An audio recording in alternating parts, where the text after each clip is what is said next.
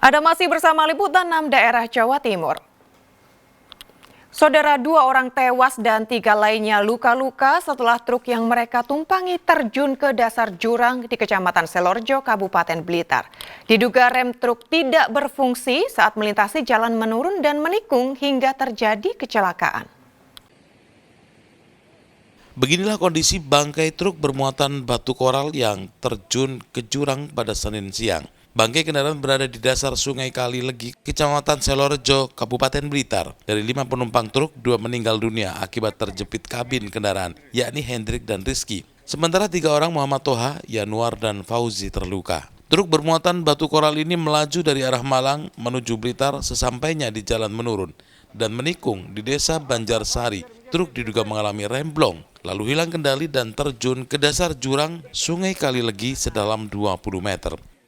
Untuk korban sementara ini 3 di rumah sakit, yang 2 tadi dibawa ke rumah sakit kondisi meninggal. Oke. Untuk korban selamat dan? Korban selamat ada 3 orang. Untuk ini dan kronologis kejadiannya ini seperti apa dan? Jadi untuk sepintas kronologis untuk kejadian bahwasannya truk bermuatan koral tadi berjalan dari arah Blitar ke Malang. Kemudian di tikungan desa Kali Legi, Jalan Raya Desa Kali Legi, Kabupaten Blitar, hilang kendali kemudian terperosok ke selatan jalan masuk ke sungai. 3 korban luka dirawat di rumah sakit. Polisi masih menyelidiki penyebab pasti kecelakaan dengan memeriksa saksi korban. Peristiwa kecelakaan ini ditangani unit Laka Lantas Polres Blitar. Nur Ramadan melaporkan dari Blitar. Saudara, gara-gara mengalami remblong di jalur ekstrim yang menghubungkan kawasan wisata Kota Batu dan Pacet, Kabupaten Mojokerto, pasutri pemotor menabrak tiang kabel jaringan internet. Akibat peristiwa itu, sang istri meninggal sementara suaminya terluka parah. Kecelakaan pemotor pasangan suami istri ini terjadi di Jalan Menurun Tajam, kawasan Deklengan yang menghubungkan kawasan wisata Kota Batu dan Kecamatan Pacet, Kabupaten Mojokerto. Motor yang dikendarai pasangan Muhammad Syaihu Alim, 32 tahun, dan istrinya Nafisah Nailin Najah, 32 tahun, menabrak tiang jaringan internet. Akibatnya, sang istri meninggal di lokasi kejadian, sementara suaminya terluka parah. Motor warga desa Cangaan, Kecamatan Ujung Pangka, Kabupaten Gresik itu diduga mengalami remblong di jalan menurun tajam. Diduga rem motor korban terlalu panas sehingga tidak berfungsi dan kehilangan kendali. Kerasnya benturan dengan tiang jaringan internet membuat motor korban ringsek. Ngeblong, itu dari arah mana, Mas? Dari selatan. Dari selatan, itu memang kecepatannya tinggi atau gimana? Tinggi banget. Oh, berapa orang, Mas? 2 orang. Terus kondisinya gimana? Yang perempuan meninggal. Yang perempuan meninggal. Kalau yang laki? Yang laki Kepalanya ya. Itu tadi arus lalu lintas memang rame atau gimana, Mas? rame ya. Rame ya. Itu memang ngeblong ya. Masnya sendiri juga ngeblong tadi. Terus kondisinya gimana? Tapi sudah berhenti. Sudah berhenti ya. Oh, gitu. Kecelakaan tunggal tersebut kini ditangani unit Gakum Satlantas Polres Mojokerto. Sementara itu kedua korban dievakuasi ke Rumah Sakit Sumber Gelagah Pacet, Kabupaten Mojokerto. Dia Eko Purwoto melaporkan dari Mojokerto. Saudara, gerombolan pemuda pengendara motor kembali berulah di wilayah Jombang. Akibat kejadian ini, seorang remaja babak belur dan menderita sejumlah luka memar karena dikeroyok para pelaku berjumlah 5 hingga 6 orang. Aksi brutal segerombolan pemuda atau biasa disebut gangster terjadi di Jalan Raya Pajaran, Kecamatan Petorongan, Kabupaten Jombang, Minggu malam. Korban seorang remaja CH warga Keplak Sari, Kecamatan Petorongan, dikejar oleh gerombolan pemuda yang berjumlah 5 hingga 6 orang berboncengan motor. Usai menghajar korban hingga babak belur, para pelaku lalu kabur.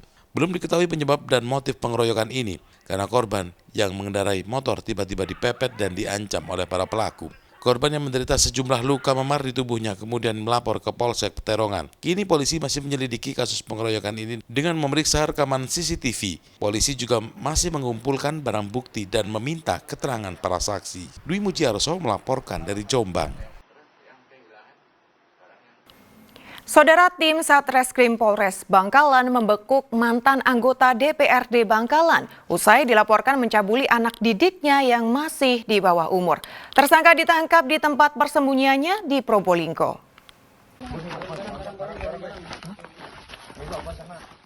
Tersangka berinisial SY disergap di sebuah rumah milik kerabatnya di Probolinggo. Mantan anggota DPRD Bangkalan itu kabur saat polisi menggerebek rumahnya di Bangkalan. Pelaku pencabulan yang memiliki sebuah lembaga keagamaan itu dilaporkan mencabuli anak didiknya yang berusia belasan tahun.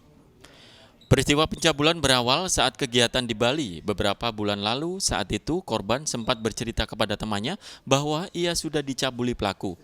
Setelah kejadian tersebut beredar tangkapan layar percakapan antara pelaku dengan korban yang mengandung kata-kata mesum hingga diketahui keluarga korban.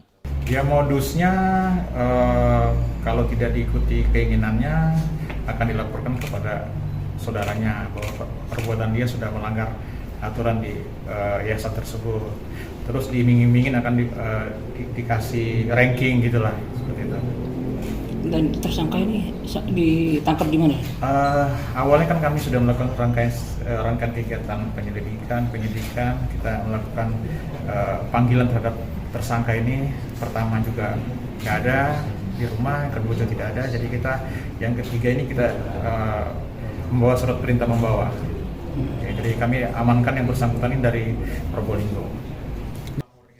Akibat perbuatannya, pelaku dijerat pasal berlapis dengan ancaman hukuman 15 tahun penjara.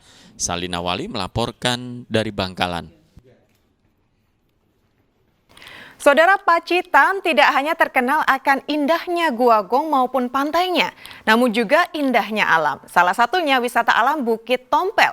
Wisatawan dimanjakan dengan indahnya matahari terbit dan hamparan awan yang membentang selepas mata memandang.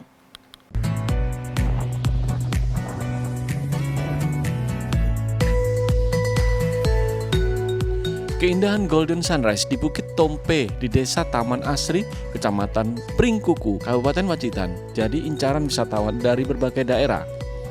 Matahari terbit berwarna kuning keemasan dibalut dengan lautan awan tebal. Pemandangan kali pertama kita membuka mata. Tak heran banyak warga yang rela berjalan kaki sejauh 500 meter di jalan setapak untuk mendirikan tenda hingga bermalam demi menanti terbitnya sang fajar. Bukit Tompe berada di ketinggian lebih dari 508 mdpl. Di tempat ini sejumlah pengunjung bisa mengabadikan keindahan alam yang mempesona.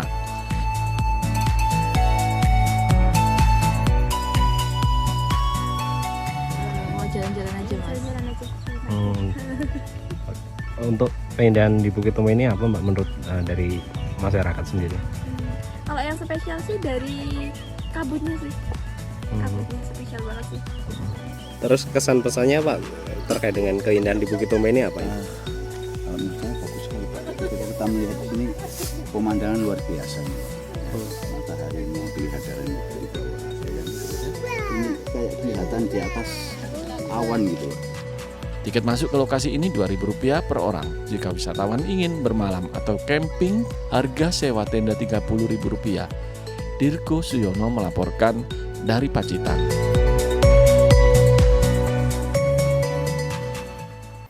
Usai puncak Gunung Semeru diguyur hujan, banjir lahar hujan terjadi di sejumlah aliran sungai pada Minggu sore.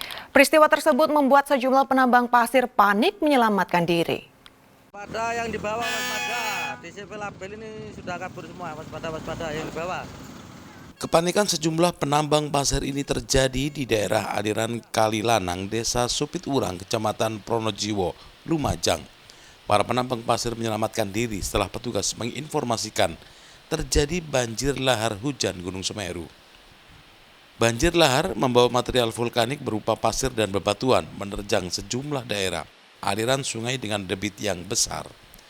Akibat banjir lahar hujan ini, jalur alternatif Lumajang-Malang melalui Curah Kobokan ditutup total. Tidak hanya banjir lahar hujan, petugas juga memantau gunung tertinggi di Pulau Jawa itu mengeluarkan awan panas usai terjadi hujan deras di puncak gunung. Awan panas guguran tadi atau awan panas yang terjadi kisaran pukul 14.40. Dengan adanya itu kita langsung diberikan peringatan oleh BPGA Gunung Sawur dan langsung kita bisa menghubungi para pelaku-pelaku kegiatan tambang di sekitar bantaran maupun masyarakat sekitar bantaran ini.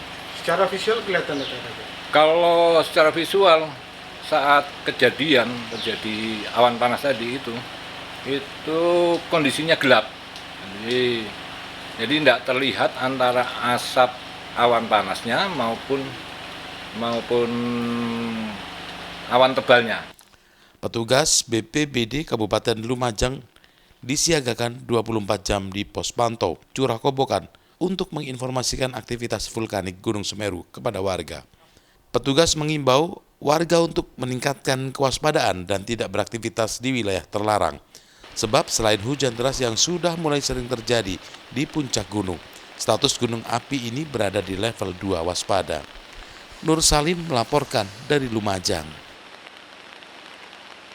Saudara, banyak cara untuk memperingati Hari Pahlawan Nasional tanggal 10 November.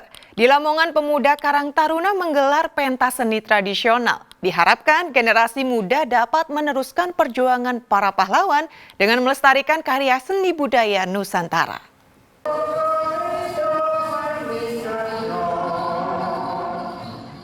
Para pemuda Karang Taruna Kelurahan Babat, Lamongan memiliki cara tersendiri dalam memperingati Hari Pahlawan Nasional 10 November, yakni dengan menggelar kreasi seni budaya Nusantara di pendopo kelurahan pada Minggu sore. Mereka menampilkan pentas seni tradisional dari berbagai daerah di Indonesia seperti tari Turonggo Solah hingga tari Tanjung Gemirang dengan para pementas dari siswa taman kanak-kanak hingga pelajar sekolah menengah atas. Para pementas merasa bangga bisa tampil untuk memperingati Hari Pahlawan Nasional demi untuk mengenang jasa-jasa para patriot bangsa. Mengenang jasa dari pahlawan terdahulu, terus juga melestarikan kebudayaan kita. Harapan saya semoga kedepannya para pemuda-pemudi Indonesia terus melestarikan kebudayaan di Indonesia. Pagelaran seni ini adalah bentuk kreativitas generasi muda untuk meneruskan perjuangan para pahlawan dan memupuk jiwa kepahlawanan, yakni dengan bangga melestarikan karya seni budaya Nusantara.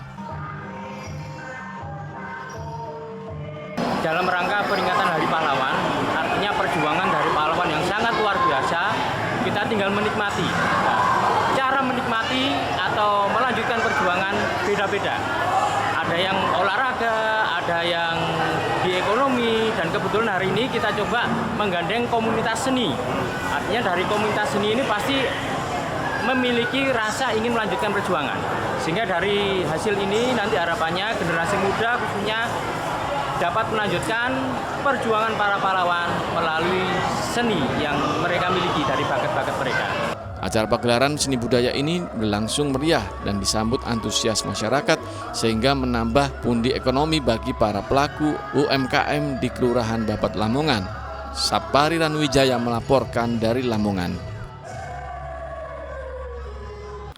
Ya, saudara, informasi tadi sekaligus menjadi akhir perjumpaan kita dalam liputan 6 daerah Jawa Timur kali ini. Atas nama seluruh kru yang bertugas, saya Melisa Smita mengucapkan terima kasih atas perhatian Anda. Selamat beraktivitas dan salam SCTV.